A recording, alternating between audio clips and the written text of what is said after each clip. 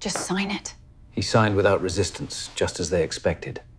But the most dangerous people are the ones who let you believe you've already won. She didn't even lower her voice when she said it. Just sign it. Her lawyer slid the folder across the polished table toward me, his pen already resting on top. He was confident, relaxed, like this was just the end of another boring meeting. My wife sat beside him, arms crossed, eyes sharp, impatient. She looked at me like I was delaying her future. I looked down at the papers slowly. Divorce settlement, power of attorney, asset transfer. Everything was neat, organized, and ruthless. I didn't argue. I didn't ask for time or for changes. I just signed. The moment the pen left the paper, relief washed over her face. She smiled for the first time in weeks. The lawyer closed the folder and stood up, already moving on to his next victory. What neither of them realized was that I had stopped fighting long before this meeting. For months, my marriage had felt like a performance where I wasn't given a script. There were late nights, secret calls, and a phone always turned face down. She stopped asking about my day, but suddenly cared a lot about how much money was in our accounts. She spoke to me like I was a roommate she tolerated, not a husband she respected. I noticed everything. I just didn't react. People often confuse silence with ignorance. I've learned it's safer to let them. You see, I work in risk analysis. My job is to read between the lines, find patterns others miss, and prepare for worst-case scenarios before anyone else believes they're possible. So when my wife started changing, I didn't confront her. I documented emails, bank statements, timeline gaps, unusual transfers, and those legal consultations she thought I didn't know about. And the her lawyer who appeared a little too suddenly and a little too often in her life. The affair wasn't just emotional, it was strategic. She wanted out, but not empty-handed. She wanted my savings, my investments, my quiet stability to fund her next chapter. And she wanted it clean, fast, and irreversible. That's why she rushed me to sign. But what she didn't know was that years earlier, after watching a colleague lose everything in a messy divorce, I had protected myself. I set up trusts, contingencies, and clauses triggered by coercion, conflict of interest, and undisclosed personal relationships.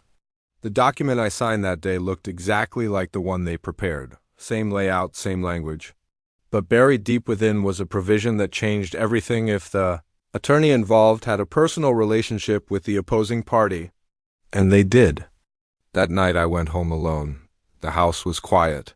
No yelling, no broken things, just silence and a strange sense of peace. I slept better than I had in months. The next morning, the calls started. First, from the bank. Our accounts were temporarily frozen pending review. Then from her, panicked, confused, angry. "What did you do?" she demanded. "Nothing," I said truthfully. I signed. By noon, her lawyer stopped answering her calls. By evening, his office number was disconnected. Someone had quietly reported the conflict of interest. Someone had submitted the evidence.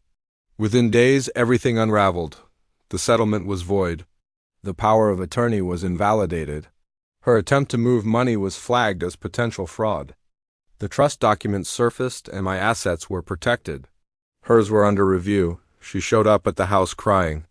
Not angry anymore, not confident, just scared. She said it was a mistake, that she felt trapped, that she never meant to hurt me. She thought I'd be okay. I listened without interrupting. When she finished, I told her the truth. "You didn't make a mistake," I said. "You made a plan." "It just failed." She moved out a week later. The lawyer lost his license. His reputation collapsed faster than his career ever rose. And the affair ended the moment the consequences arrived. The divorce finalized months later. It was clean, quiet, and fair.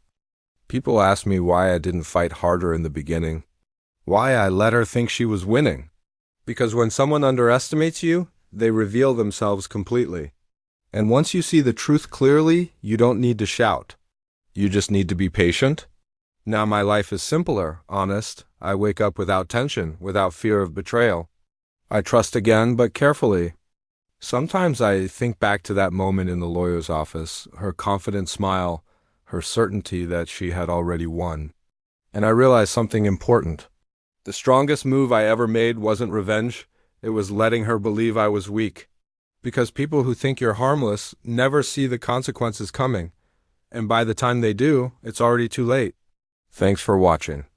If this story resonated with you, let me know in the comments and be sure to subscribe for more. See you next time.